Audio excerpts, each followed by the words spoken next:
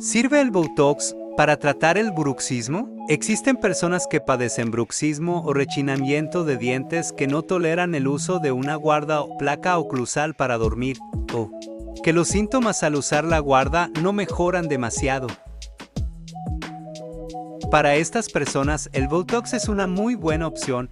El Botox que se utiliza es el mismo que para realizar tratamientos estéticos faciales y se aplica mediante una inyección en los músculos maceteros y temporales.